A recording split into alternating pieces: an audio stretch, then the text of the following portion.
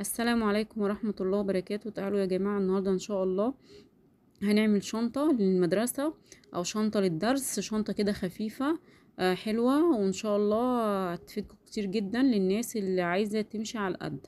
تعالوا طبعا القصاقيس اللي عندكم جمعوها وهاتوها وشوفوا القصاقيس المناسبة ليكوا، لازم تكون اللون موحد عشان خاطر الشنطة تطلع شكلها متناسق وحلو. بصوا الشكارة دي مش مهم تجيبوها خالص، بس انا حابة اعملها لان الشنطة دي هتبقى قماش. فطبعا لو الشنطة مثلا في الفصل ولا حاجة اتدلق عليها مية او اتدلق او هي حطيتها في الارض والارض ما كانتش نظيفة، الكتب والكراريس ما تتبهدلش. فانا حابة ان انا اعملها بالشكارة دي. بصوا انا جبت معايا طبقتين من القماش وجبت معايا الشكارة دي طبعا بعد ما هقصها وهسويها تبقى برضو طبقتين. بصوا اهو كده اهو، هسويها كده هي هتطلع معايا مستطيلة زي ما انتوا حضراتكم كده شايفين. طبقتين مشمع وطبقتين قماش اهي. بعد كده اهو هبدأ معايا